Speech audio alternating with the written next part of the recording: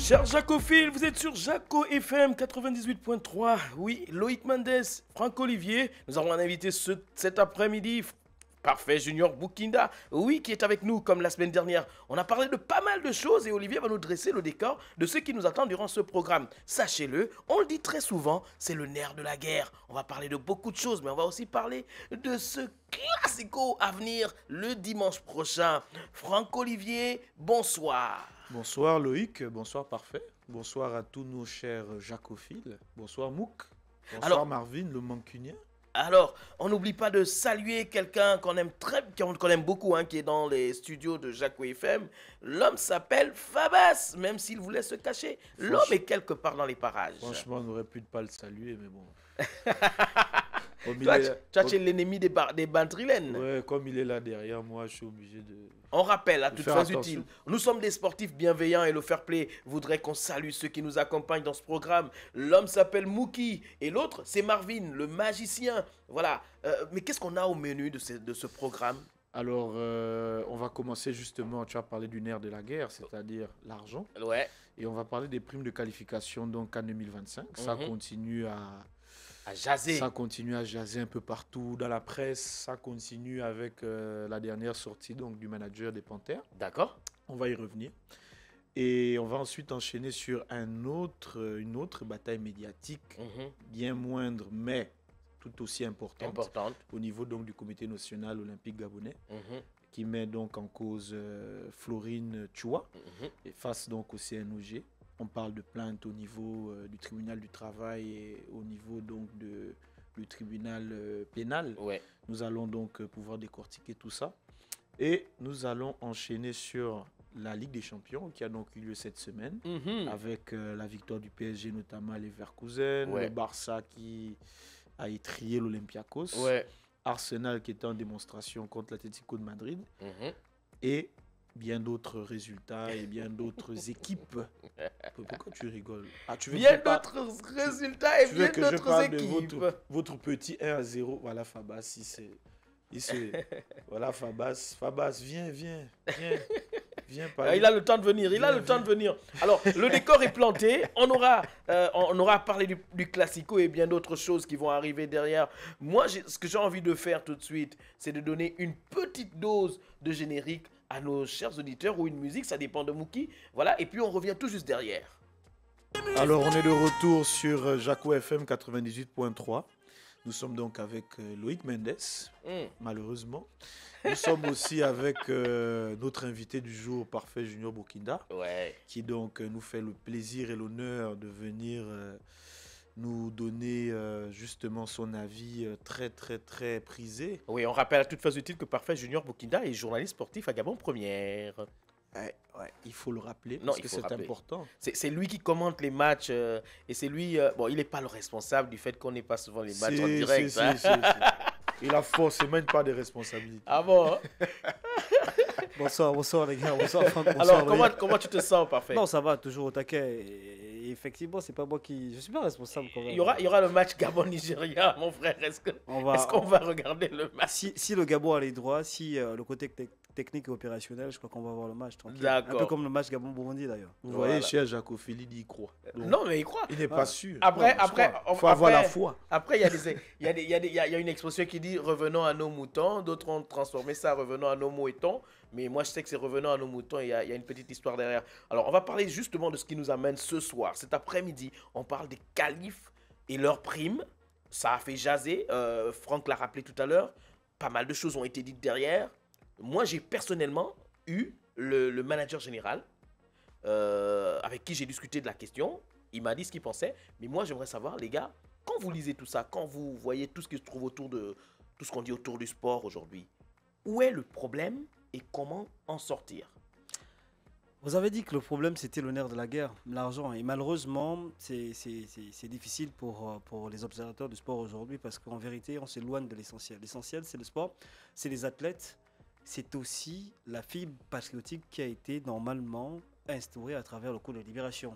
Cette fibre patriotique qui devait normalement nous emmener à penser Gabon d'abord au détriment de tout. Mais malheureusement, on est centré sur un problème d'argent alors qu'il y a des mots en fait bien plus graves que cette situation. Cette situation aujourd'hui de prime, selon moi, elle reste derrière nous. Pourquoi? Parce qu'on a assisté à cette bagarre sur le plan médiatique. On a vu comment, personnellement, les gens ont été attaqués, les gens ont été, j'ai envie de dire, on a indexé beaucoup de personnes, communication contre communication. Mais aujourd'hui, je me dis en fait qu'il faut passer à autre chose. Passer à autre chose, mais en même temps, il faut aussi rétablir les faits. Les faits, c'est que vous ne pouvez pas être conseiller et avoir la possibilité de gérer la manne financière. Dans une organisation, dans toutes les organisations, il y a une direction des affaires financières, il y a en fait tout ce qui gère la question financière. Un chef de service ou un responsable de département n'a pas le loisir de venir piocher en fait sur la manne financière. On a parlé de ce débat, mais on a oublié ça en fait. D'accord. Paul Kessani avait-il la possibilité de venir soustraire de l'argent dans ce qui avait été proposé par rapport aux primes? C'est la question. Alors qu'en vérité, il est conseiller. Voilà. Il y a forcément une direction. Et c'est surtout que ces primes ont été données à la discrétion du président de la République. C'est lui qui a décidé. Alors, parfait. Et puis bon, voilà. Merci. La question qu'il faut se poser aujourd'hui, c'est bien que tu puisses parler en réalité du cadre. Parce que tu es en train de parler du cadre, l'encadrement de cette prime. Alors, aujourd'hui, ce n'est pas une prime. Ce que l'on sait, ce qui est sûr, c'est qu'aucun statut, aucun texte n'établit le fait que les Panthères du Gabon, que ce soit en termes de football ou autres disciplines en réalité, effectivement, ont de plein droit, excusez-moi la tautologie. Non, vas-y, tu es barcelonais. Merci. D'avoir une prime justement liée à la qualification. Que ce soit Coupe du Monde, que ce soit Coupe d'Afrique. C'est pas encadré sur le plan juridique. Ce n'est nullement encadré. Voilà, mais moi, c'est ce que ressort de la discussion que j'ai eue avec le manager général qui dit que ce n'est pas une obligation. Donc en réalité le débat ne devait pas c'est à la discrétion du chef de l'État. Et pour parler à proprement dit du conseiller spécial Paul Kessani, il est le conseiller spécial du chef de l'État. Donc ça veut dire que c'est à la discrétion donc, du chef de l'État. Le chef de l'État a remis cette prime à son conseiller spécial qui est donc chargé des sports, qui est donc en réalité son premier collaborateur en termes de sport. Ses oreilles. Mais moi j'ai un problème avec ça. Si ça se faisait d'une certaine manière avant, ou du moins, pourquoi est-ce que les gens boudent? Les gens boudent parce qu'il y a une répartition qui est peu orthodoxe. Je veux dire, il y a une certaine façon de redistribuer qui est inégale. Qui a posé problème. Alors, on est à 3 derrière les micros, on est en train de commenter cette actualité. Si on avait participé à cette campagne qualificative avec les Panthères du Gabon, c'est 10 matchs. Moi, j'ai 10 matchs, je suis à 5 matchs, et puis Franck, il a 3 matchs. C'est de l'argent, en fait, qui provient de la présidence. Hein. On n'a pas dit que ça a été pris dans un ministère, non. On dit que c'est à la discrétion du chef. Dans cette répartition-là, 10 matchs, 3 matchs, 5 matchs, ainsi de suite, est-ce qu'on doit avoir le même montant? Alors, en réalité, justement, beaucoup de voix se sont exprimées dans ce sens en disant que ailleurs, pas seulement au Gabon, ailleurs, que ce soit dans les pays entre griffes très développés ou développés et les autres, il y a certains standards. Le joueur qui a joué justement 2 matchs sur 10 n'est pas supposé toucher la même chose que celui qui a joué 10 matchs. Il y a une répartition qui doit se faire à ce niveau. Le véritable nœud du problème, c'est l'encadrement. Et tu as commencé à mentionner ça. Il faut que ce soit clairement établi par une charte, par un texte légal, par une convention ou quelque chose du genre. Parce qu'effectivement, si c'est tout à fait aléatoire, ça va toujours poser un problème. Mais moi, j'ai un problème avec ce que tu dis. Si avant, ou du moins, si je n'ai pas le droit d'avoir la même somme que Parfait, est-ce qu'on ne doit pas me le dire avant? Ou ça doit venir tout azimut et on m'annonce, bon, toi, tu as droit à... Alors, ce qu'il faudrait mettre... C'est là le problème. Ce qu'il faudrait mettre en avant aussi, on a vu la conférence de presse de Dieudonné Londo, le manager des Panthères. Dieudonné Londo s'est exprimé de manière claire. Il a eu à dire, il y a un document qui est parti de base, sur lequel il y avait un certain nombre de montants. À ce moment-là, le chargé donc des sports du président de la République, qui est donc le conseiller spécial Paul Kessani, n'était certainement pas dans la boucle.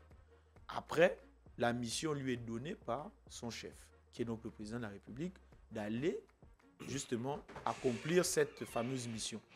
Mais comment ne pas lui en vouloir lorsque ça se passe comme ça, oui. Le collaborateur du chef de l'État, il est là aussi il est conseiller, il est son conseiller spécial. Donc, son premier titre, c'est de conseiller. Son premier rôle, c'est de conseiller. D'accord. Donc, lorsqu'il prend connaissance... Il ne prend pas de décision. Il ne prend pas de décision. Donc, lorsqu'il c'est important de le dire. C'est important de le rappeler.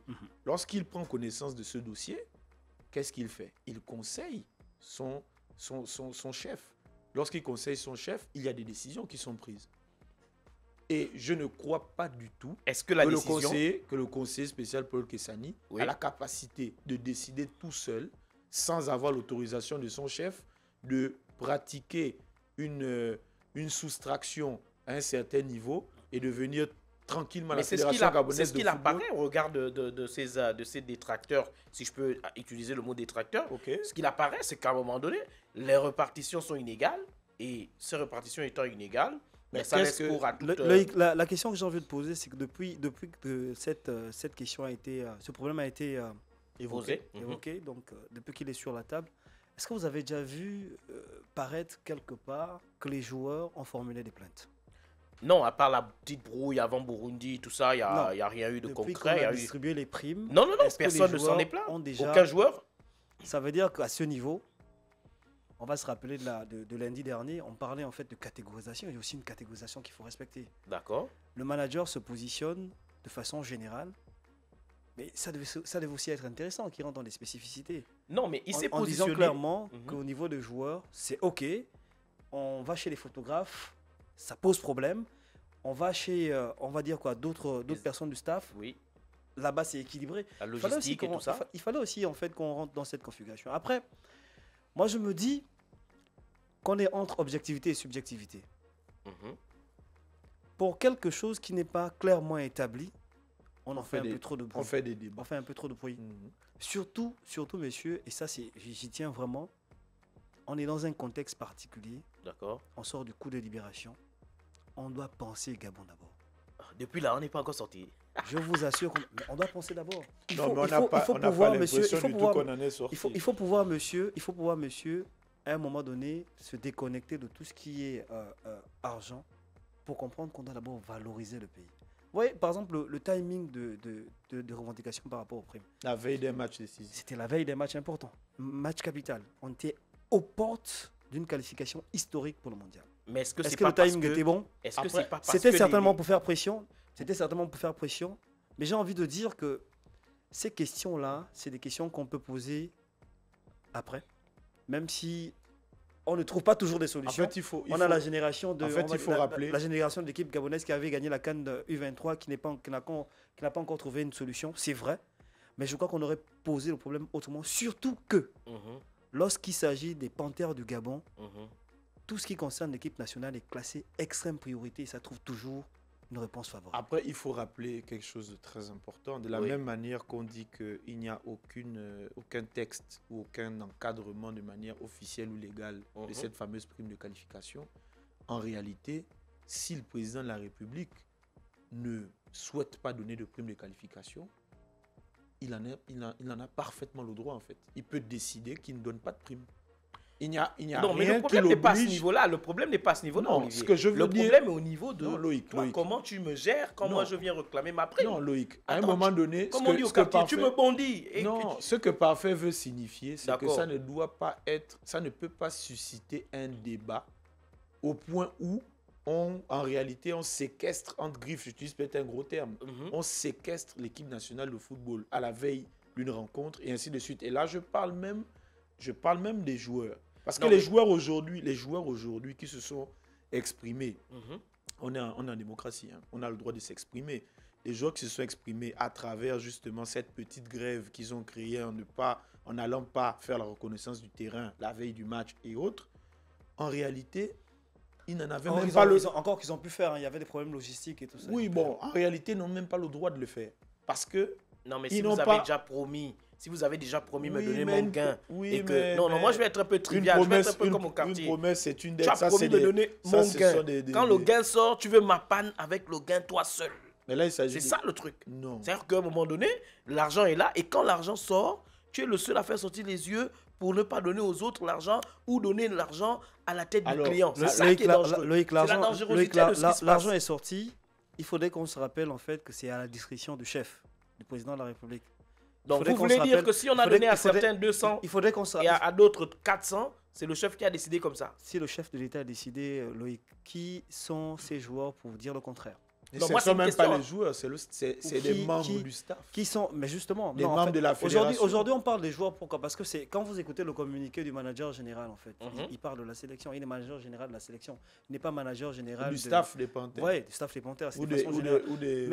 Mais l'élément fort dans le staff, c'est d'abord les joueurs. Parce que si les joueurs... Mais les joueurs ne se sont pas plaints. Si les joueurs... Mais c'est même je vous prends un exemple. Hein. Si le sélectionneur décide d'arrêter aujourd'hui, il y a le match contre le Nigeria, on va nommer rapidement un sélectionneur. Le match va se jouer. Le match va se jouer. Mais si les joueurs décident de ne pas y aller, on a vu le moyen de pression. Le moyen de pression dans le staff, c'est fondamentalement les joueurs. On a vu le problème que les Lions indomptables, par exemple, du Cameroun ont.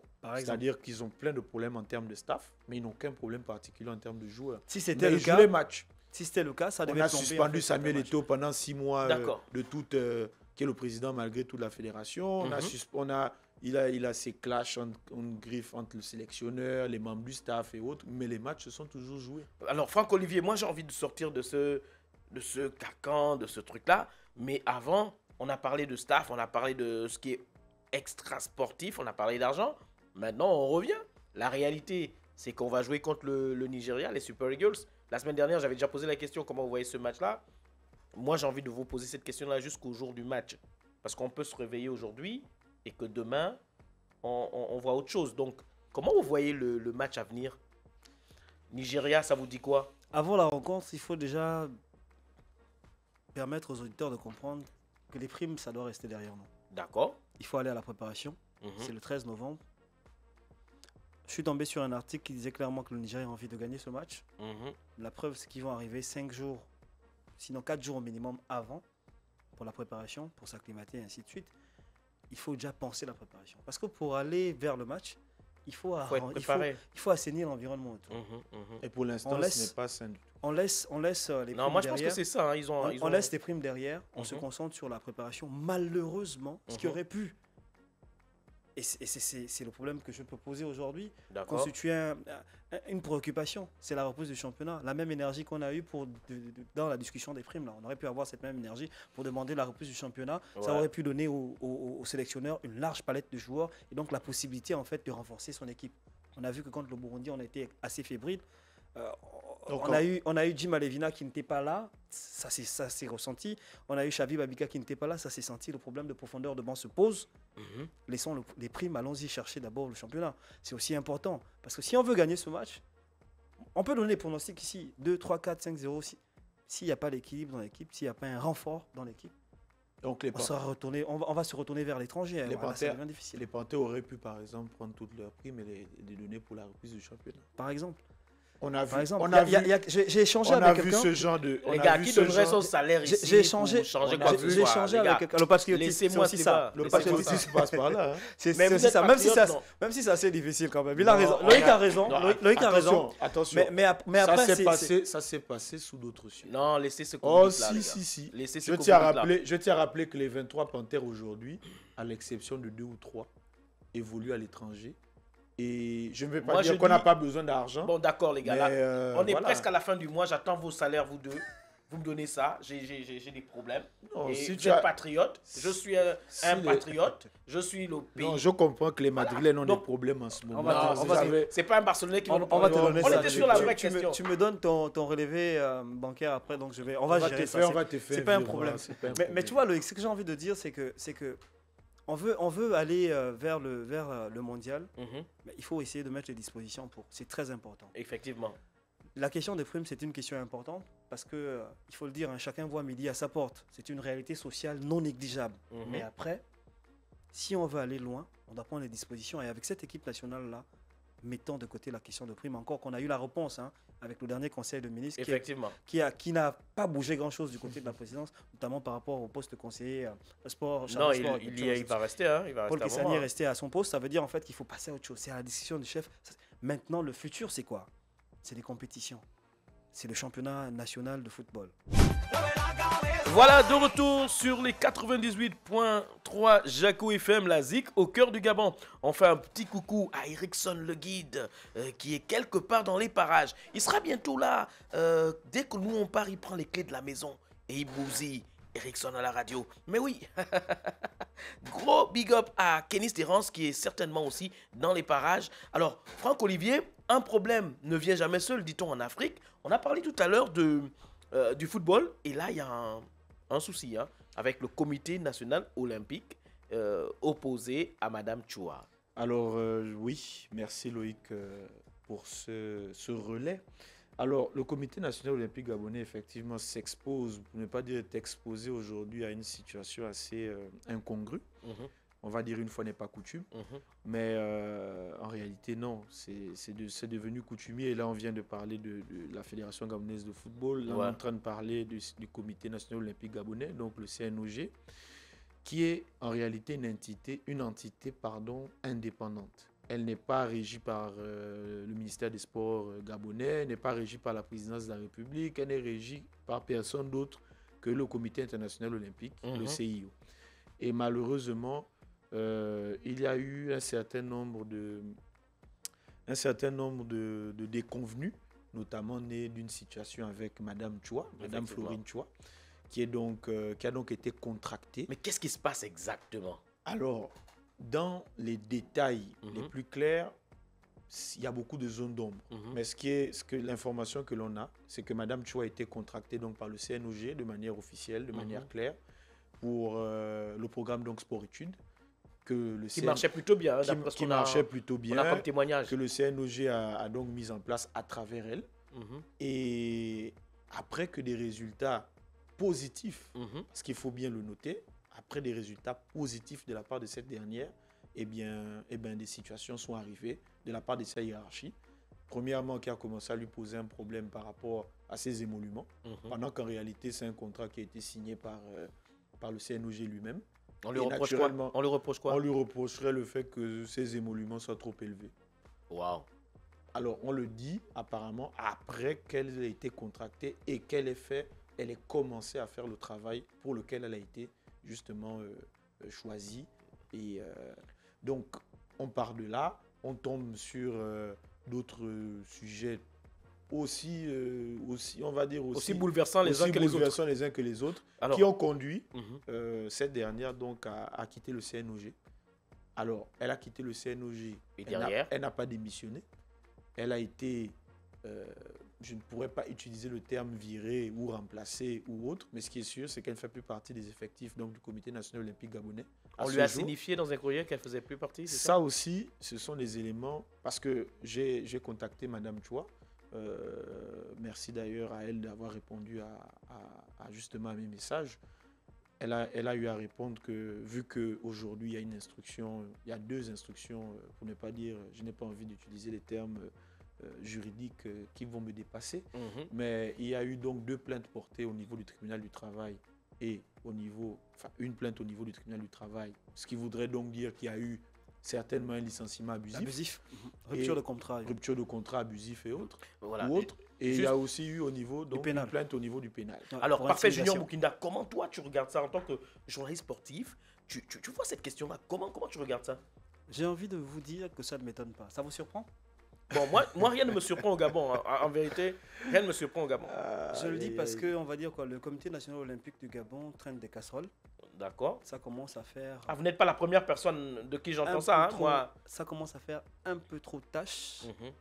Le contexte de ce licenciement abusif ou de ce bras de fer, c'est la conséquence de plusieurs faits avant. On a vu l'élection récemment qui a opposé, on va dire que le Gabon à plusieurs pays, avec le retrait du secrétaire général Walter Fula. On a vu comment ça s'est passé entre le président du CNOG, donc Crézan Pombo et Walter Fula, avec cette plainte qui avait été justement déposée contre son secrétaire général.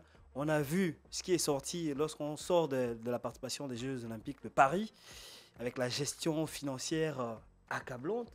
On a vu les tensions de trésorerie de cette institution. Et quand on voit ce qu'on voit aujourd'hui, on se dit que là, moi, ça n'étonne personne. Après, je crois qu'il faut ramener la sérénité parce que cette dame, elle a la particularité en fait de valoriser les athlètes. D'accord. Pas les personnalités, non, les athlètes. Elle fait un travail formidable. C'est un travail qui se fait depuis des années. Mais comment on explique, travail qu'il faut reconnaître. Comment on explique qu'on met quelqu'un comme ça en difficulté? Excuse-moi. Moi, je ne comprends pas. On a l'impression qu'au Gabon, dans certains cas de figure, on ne facilite pas tout ce qui a un rapport avec la méritocratie. C'est une impression, je le dis clairement. Après, il faut donner l'opportunité aux gens qui travaillent de travailler. Il a si bien dit, Franck. Le projet sport-études fonctionnait très bien. Oui, parce qu'il faut rappeler... Après un contrat signé en bonne et due forme, vous venez changer les règles de jeu en cours de jeu, ça pose problème. Il faut donner l'opportunité à tout le monde de travailler. Parce que quand on travaille, pour les institutions, on travaille aussi pour le Gabon. On sert le Gabon. Avec mes compétences, si je peux donner l'opportunité au Gabon de progresser quelque part, je le fais. Si c'est la personne qu'il faut pour ce programme, on encourage. Simplement. Alors que là, on a l'impression en fait qu'elle a été freinée par l'élan ou la volonté en fait. Alors il faut rappeler que le fameux programme sport-études donc a eu 50 élèves. C'est un programme en réalité qui se passe au niveau du lycée Blaise Pascal. Donc il y a eu 54 voilà le lycée français qui a donc compté 54 élèves au départ qui ont postulé. 33 d'entre eux ont réussi les tests sportifs, 17 ont réussi les tests scolaires. Après, je pense qu'il y a une détection, une sélection, on va dire, qui doit être faite parmi justement... Les gens viennent de partout, moi je veux comprendre. Hein. Alors, apparemment... Ils viennent de partout pour aller passer les...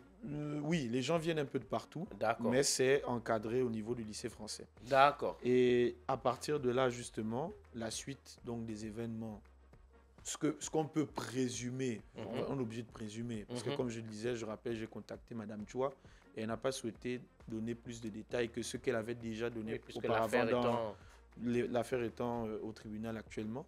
Mais on peut présumer que, comme d'habitude, il y a une histoire forcément de nerf de la guerre dessous, parce qu'on sait très bien qu'un programme sport-études, il est financé.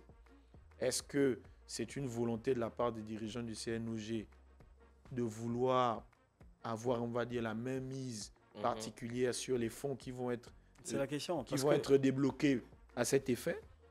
Parce qu'en tant que directrice du programme sport-études, elle avait peut-être dans son contrat, par rapport aux dispositions qui ont été prises entre elle et le CNOG, elle avait certainement... Une manœuvre plus large. Voilà, un champ on va dire... Un champ d'action. Un champ d'action beaucoup plus large que ce que, après, les dirigeants du CNOG ont bien voulu lui donner.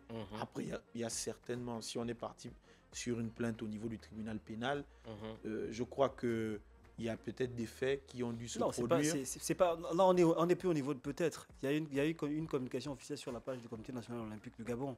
Qui a lui aussi porté plainte contre la dame. Qui était censé...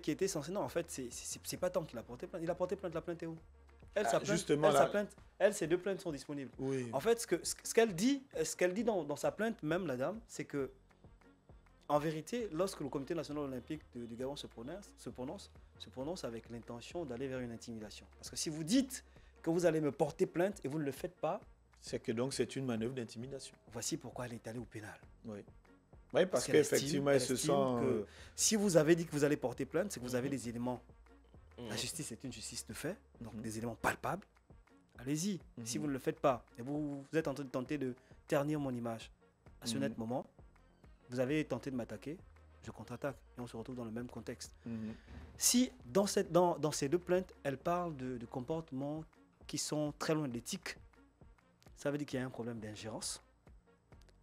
Il s'agit certainement d'une question de sous, mais à ce net moment, il faut faire une certaine séparation.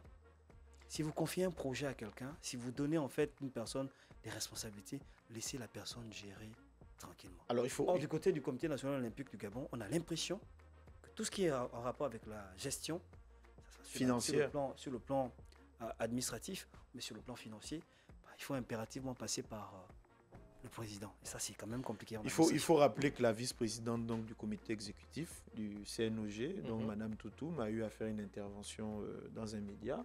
Enfin, cette intervention a été relayée par plusieurs médias en réalité.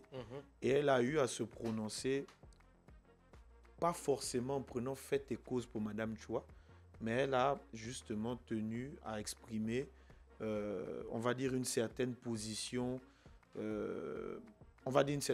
particulière. Elle a, entre griffes, compris un peu la position de Mme Chua. Elle a réussi à rappeler à Mme Chua que les problèmes de ce genre pouvaient se régler autrement que par réseaux sociaux. Voilà, est-ce qu'elle n'a pas voulu arrondir les angles, comme on dit? Je pense que sa position est assez particulière. Elle est vice-présidente du comité exécutif, donc évidemment, elle ne peut pas. Aujourd'hui, j'ai eu à la contacter elle aussi, je l'ai invitée, mais bon, elle ne peut pas, elle n'a pas pu honorer cette invitation parce qu'il faut bien qu'elle ait l'autorisation de sa hiérarchie. C'est normal. C'est pas évident. Mais dites-le clairement. Je sens parfait très acerbe avec. Non, dites-le clairement. Elle va avoir quelle autorisation? Dans tous les cas, le CNOG. On parle d'un comité national olympique où le président a porté plainte au secrétaire général au tribunal civil, les gars. On est en train de parler d'indépendance. C'est un comité indépendant. Non, mais donc, ouais. On va mais dire après, moi, j'ai envie de comprendre. On va attendre la suite des événements. Moi, j'ai envie de comprendre et je me dis, et c'est tout ce qu'on souhaite, c'est tout le mal qu'on souhaite à ce comité national olympique, de trouver les solutions idoines pour que justement le sport puisse bien vivre, pour que le sport se porte au mieux, parce qu'il y a d'autres disciplines au Gabon qui vont certainement mieux que ce qu'on entend là.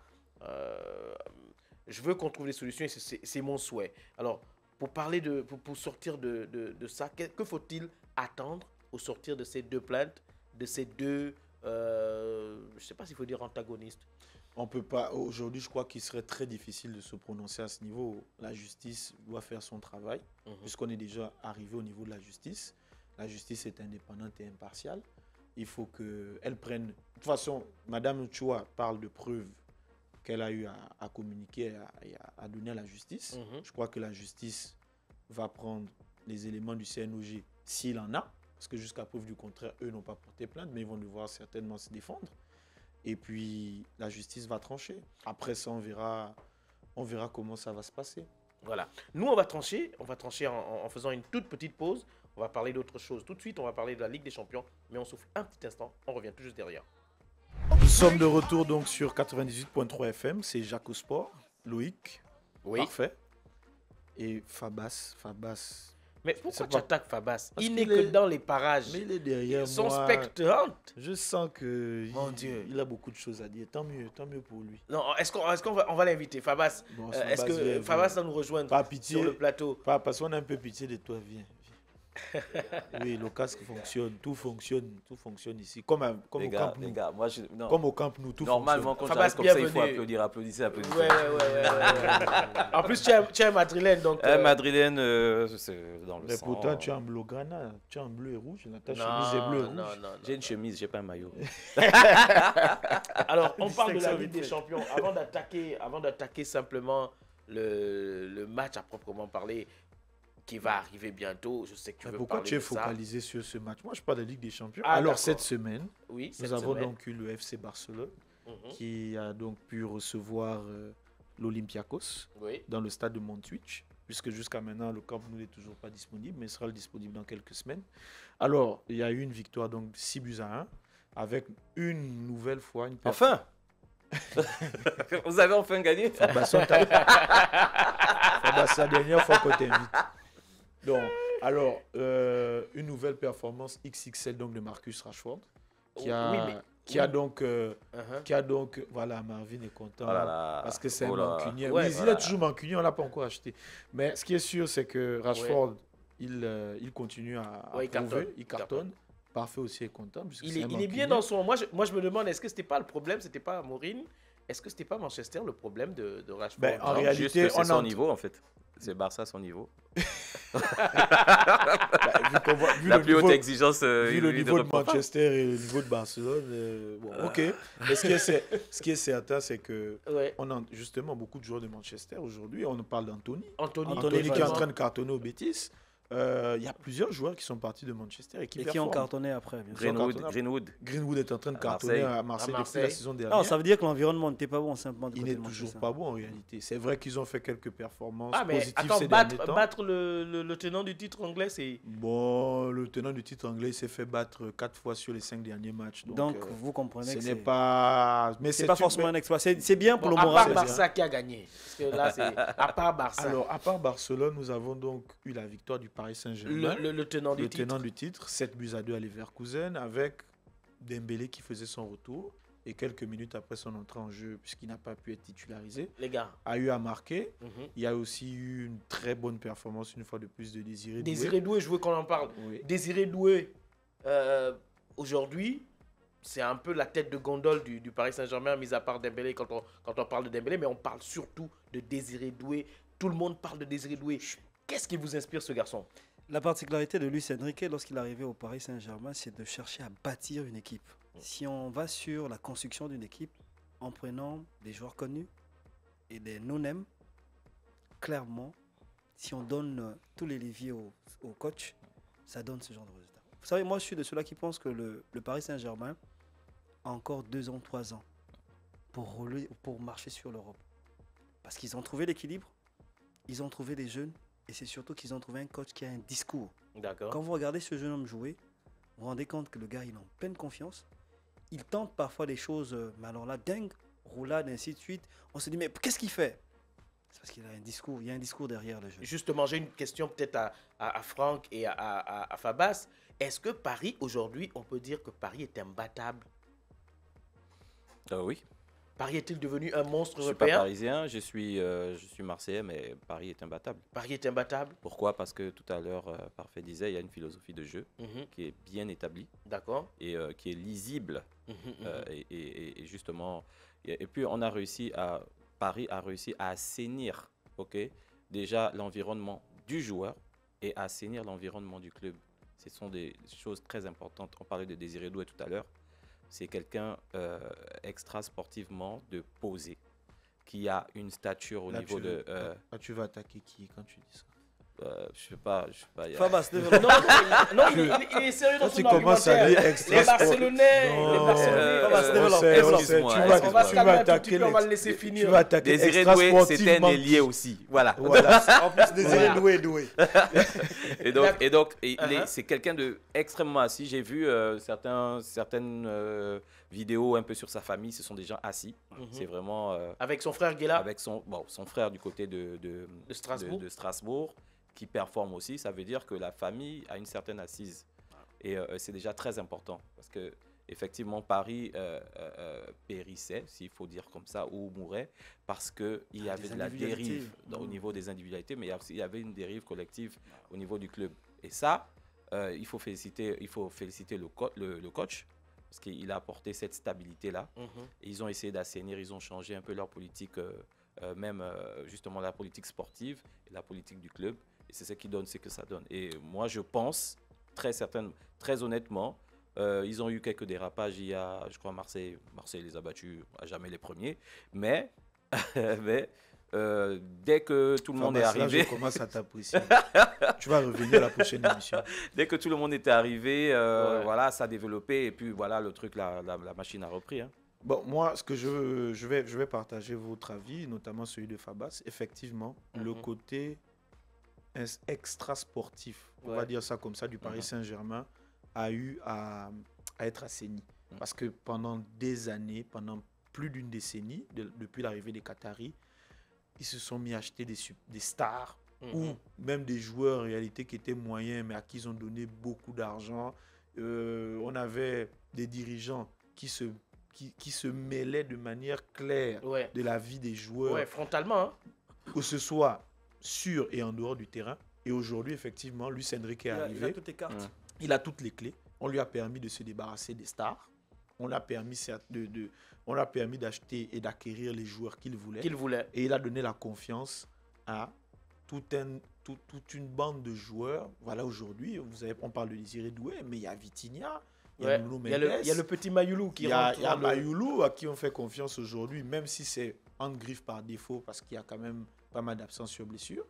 Et voilà le PSG aujourd'hui qui est en train de performer, qui est en train effectivement, maintenant après marcher sur l'Europe, je crois que c'est un gros terme. Pourquoi? Que parfait employé. Parce qu'on sait très bien que l'Europe, je sais qu'il ne veut pas dire que le PSG va gagner la Ligue des Champions pendant 2 ou 3 ans. Il veut dire par là que le PSG risque d'être on va dire le favori numéro 1, comme l'a été le Real Madrid pendant sur 3 ans, sur plusieurs années, où le Barça l'a été sur plusieurs années, où on a vu le Bayern, pas trop, où on a vu le Bayern aussi à un moment donné être le super favori pendant 2 ans ou 3. Mais ce qui est sûr, c'est que le PSG aujourd'hui, ils ne sont pas leaders du championnat. Hein. Ouais. Ils ne sont pas la meilleure équipe de la Ligue des Champions. Après la saison commence. Déjà le Barça dans le contexte où ils avaient perdu avec les remplaçants. C'est déjà un signal fort. En fait. C'est pourquoi je disais ce que je disais. Après, si vous prenez le Big Four face au PSG cette année, ça va être quand même exceptionnel. Battre le Barça dans ce contexte-là. Ça a été déjà exceptionnel. Mais moi, c'est ce qui me fait dire que le Classico, ça va être compliqué. J'ai une autre question, et là, c'est pas sur Paris, sur Liverpool. Liverpool, selon vous, c'est le réveil. Est-ce qu'on s'est enfin réveillé avec cette victoire? Bon, franchement, Liverpool, honnêtement, oui, super victoire cette semaine, 5-1. Il fallait le faire. Il y a eu plusieurs buts sur coup de pied arrêtés notamment, mais même si l'esprit du jeu, on a vu un Liverpool plus conquérant que ce qu'on a eu l'habitude de... Enfin, ce qu'on a vu ces dernières semaines. Mais est-ce qu'ils se sont réveillés? C'est pas sûr. Moi, je veux plutôt parler d'Arsenal. D'accord. Arsenal aujourd'hui qui est le leader du championnat d'Angleterre. Arsenal qui vient de battre l'Atlético Madrid 4-0. C'est quand même une performance. C'est une grosse performance. Arsenal qui est la meilleure défense d'Europe. Et ça, c'est depuis la saison dernière. Un super Saliba. Avec un super Saliba. Avec un chef qui s'appelle Gabriel. Avec un très bon gardien de but, donc David Raya. Avec un milieu de terrain qui a été recomposé cette saison avec Zubimendi après le départ de Thomas Partey. Zubimendi qui apporte cette touche technique, cette fluidité, ce sens tactique encore plus élevé que ce que Partey ou d'autres ont produit avant lui. Le petit problème, le petit bémol... La fraude, Gyökeres. Le petit bémol aujourd'hui, mais tu vois que Gyökeres... Mais il marque quand même. Il va marquer. Il a bien doublé. Il marque. Hein. Comme CR7 l'avait dit à l'époque, les buts, c'est comme le ketchup. Non, lui, c'est une F1. Là, on est en train de parler du alors, les gars, malheureusement, le temps qui nous est imparti arrive à sa fin. On va aborder un autre sujet. On va quand même aborder. On n'a pas parlé des victoires, là. Toutes les victoires en Champions League. Ne t'inquiète pas, Loïc. Ericsson va. Vous avez oublié que le Real a gagné ou quoi? Je sais pas, j'ai l'impression. Non, parce que lui, ils ont joué. Lui, il veut pas qu'on parle. Ils sont pas dans le même monde, je sais pas. Ils ont joué. Ils ont très bien joué. Il y a encore eu un problème. C'est l'un des meilleurs matchs. Je ne savais pas que tu avais pour moi, il y a encore eu une polémique d'arbitrage. Non, jamais. Non, c'est chez vous. Pour moi, c'est chez vous. Toujours Et il n'en parle pas. Il n'en parle pas. Il y a eu un problème d'arbitrage. Barça. Oui, contre qui là ils ont joué? Olympiakos. Il n'y a pas eu de problème d'arbitrage. Real Madrid-Juventus. Et Real Madrid-Juventus. Et le tacle? Non, mais attends. Ton joueur, il ceinture le mec. L'arbitre, il fait, on va trancher. Ce qu'on va faire, c'est quoi? C'est que le Classico, c'est ce week-end. Dimanche 16h15, heure du Gabon. Et je serai assis avec Franck-Olivier. Ma sacoche est déjà portée un sifflet. On va donner Franck-Olivier le sifflet. Stade de Santiago Bernabéu. On donne le sifflet à Franck-Olivier. On espère que le toit sera fermé. Puisque vous avez l'habitude de fermer votre toit là. Fermé, pardon. On ne veut pas de plainte. Justement, vous abordez une grosse question, le Classico. Il n'y a pas que le Classico en Espagne. Il y aura, je pense, des Classicos, je pense aussi en Allemagne. Je pense qu'il y aura... Est-ce que c'est exact? Le Classiqueur. Du côté d'Allemagne. Dortmund, Bayern. Dortmund, Bayern. Il y a un Dortmund Bayern quelque part, si je ne m'abuse. On va checker l'information. On va d'abord rester sur le Classico. On va rester sur le Classico. Parce que là, tu veux nous embrouiller là. Non, mais c'est parce que j'ai pas envie que vous commenciez à pleurer, vous les Barcelonais. Cher Jacophile, si tu es Barcelonais, sache que le Real Madrid va faire ce qu'il sait faire de mieux. Non, il n'y a pas de classique. Il n'y a pas de classique. Tu as failli même... Je me suis dit, mais enfin... En fait, c'est parce que vous êtes trop chaud. Il fallait refroidir. Je voulais vous refroidir un tout petit peu. Ce que je veux... Moi, le Classico Real Madrid-Barça, on va être plus sérieux, les gars. L'année dernière, le Real a pris des déculottés. Merci. 4 fois dans la saison, c'est jamais arrivé. J'ai suivi ça 2 fois avec Franck-Olivier, c'était pénible. C'était pénible. Il a commenté le match. Non, c'est incroyable. Cette année, après avoir vu ce qu'ils ont produit les Madrilènes, et le Barça n'est pas aussi flamboyant qu'il était l'année dernière. En tout cas, c'est l'impression que j'ai. Est-ce que le Real Madrid est capable, au Santiago Bernabéu, de faire quelque chose de mieux de ce qu'il a proposé? On va laisser Fabas se prononcer. On va d'abord regarder les forces en présence. Hein. Ouais. On arrive à un Classico avec un Real pratiquement au complet et qui commence légèrement à se retrouver parce que c'était quand même assez compliqué dans le jeu. Et avec l'arrivée de Bellingham et de Camavinga, on voit qu'il y a une volonté, il y a une nouvelle volonté, il y a un nouvel élan qui est en train de prendre, même si on a, pour moi, l'un des meilleurs joueurs en ce moment, Dean Hussein, qui est blessé. Je pense qu'il a quand même réussi et on a vu dans le match. Est-ce qu'il sera de retour? Je ne pense pas, il est blessé. Mais, comment on appelle, la charnière défensive en Champions League a assuré. Hein, a assuré. Et donc, du coup, bon, il y a quelque chose que je voulais faire relever. Il y avait un problème avec Mbappé. C'est quelqu'un qui dézone énormément et collectivement. Ouais, sur le but de Bellingham encore, ça crée beaucoup d'histoires. Parce que vous n'avez personne. Il est obligé de faire tout. Ce que j'ai aimé, c'est que Bellingham, en arrivant, a comblé ce vide-là. Bah oui, parce qu'il n'y avait personne. C'est-à-dire le but. Ouais, le but en Ligue des Champions. On s'est retrouvés 2 ans avant. On s'est retrouvés 2 ans avant où on a le débordement de Vinicius, la frappe. Et puis Bellingham. En mode rôdeur, on a Bellingham. Ce qui permet de laisser un peu plus libre Mbappé et de faire ce qu'il a à faire. Franck-Olivier, attends, non. Ah, il veut me couper. Laisse-le finir. Parce que tu parles maintenant là. Bon, d'accord, on va lui donner la parole. Bon, on va vous donner un penalty, c'est ça que tu veux? Non, on n'a pas besoin de ça. Franck-Olivier, le Barça en forme. Lamine Yamal avec ses problèmes extrasportifs, il s'expose beaucoup sur les réseaux sociaux. Qu'est-ce que tu penses de ce Classico? Bon, ok, de manière objective, oui, Lamine Yamal aujourd'hui, ça pose un problème au niveau du Barcelone par rapport au côté extrasportif. D'accord. C'est pour ça que Fabas insistait sur louer sa famille, son grand frère, son chien. Le débat a commencé à ce niveau. Il a encore fait un live hier. Le chien de son voisin et ainsi de suite. Et effectivement, Lamine Yamal aujourd'hui, on le voit tout le temps avec sa petite amie. On le voit faire des déclarations. Hier, il a encore fait une déclaration. Son anniversaire avec des invités compliqués. Oui, il faut le... Big up à Marlene, quelque part. Alors, dans le côté extra-sportif, effectivement, on a l'impression qu'il est beaucoup plus focus là-bas que sur le terrain. Est-ce que ça ne va pas dépendre sur ses performances? Alors, ça dépend déjà sur ses performances. Et il y a une réunion d'ailleurs cette semaine au niveau de Barcelone entre son agent, Jorge Mendes, qui est donc l'agent de Cristiano Ronaldo et beaucoup d'autres stars, qui est aussi donc l'agent de Lamine Yamal, et les dirigeants du FC Barcelone, qui ont eu à signifier à l'agent de Jorge Mendes qu'il fallait que lui aussi joue ce rôle dans la gestion Lamine Yamal. Il est très jeune, il a commencé très très jeune, il est toujours jeune, il est toujours très jeune, mais il faut qu'il se concentre sur le football. Alors, le jeune parfait Junior Boukinda, ton avis rapidement parce qu'on va sortir de cette émission. Yamal, il doit se concentrer. Real Madrid. Il doit se concentrer parce qu'en vérité, quand on aspire à une grande carrière, si on ne soigne pas le côté extra sportif, c'est clair qu'on va vers le mur. Ouais. On sait qu'il a beaucoup de potentiel. Il est capable de grosse marge de progression. Il est capable on va dire quoi, d'amener le Barça à un certain niveau. S'il ne se concentre pas, s'il ne soigne pas son hygiène de vie, c'est clair que ça va cracher. Après, dans la confrontation, moi je l'ai dit la semaine dernière, c'est un peu difficile aujourd'hui de se prononcer sur une victoire du Real, parce que je supporte le Real de Madrid. On sait que quand le Barça est en difficulté, quand le Barça croise le Real, en vérité, le Real a la mauvaise habitude de mettre le Barça sur les rails. Sincèrement, je le dis avec beaucoup de sincérité. Donc moi, ce match-là, si on ne va pas vers un match nul, il y a de fortes chances. En étant alors, pronostic directement, pronostic. Ouais, moi je vois, si c'est pas parce que c'est souvent des matchs très prolifiques, si c'est pas un 2-2, je vois le Barça gagner 1-0 ou 2-1. 1-0-2-1. Fabas 3-2 Real. Franck-Olivier 4-1 Barça. Alors, moi, je vais vous donner mon pronostic lundi. Je vais vous donner mon pronostic lundi. Il a faim. Alors, les gars, on va se séparer maintenant. Les gars. Je dis, on va nous battre. On va se retrouver lundi. Les gars, moi, je donnerai mon pronostic lundi. Et on aura le plaisir de vous retrouver. Tu vas donner ton pronostic lundi. Oui, lundi, je vous donne ça lundi. C'est dommage.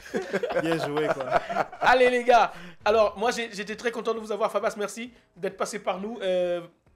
Parfait Junior, merci encore. Olivier, on va dire au revoir à nos jacophiles. On se retrouve lundi pour décortiquer le Classico et bien d'autres matchs. On aura le plaisir de vous savoir connecter lorsqu'il sera 15h, lundi, lorsqu'il sera 15h. Merci à Mouki, merci à Marvin et à toute l'équipe. On se retrouve la semaine prochaine si Dieu le veut. Passez le week-end sportif que vous méritez.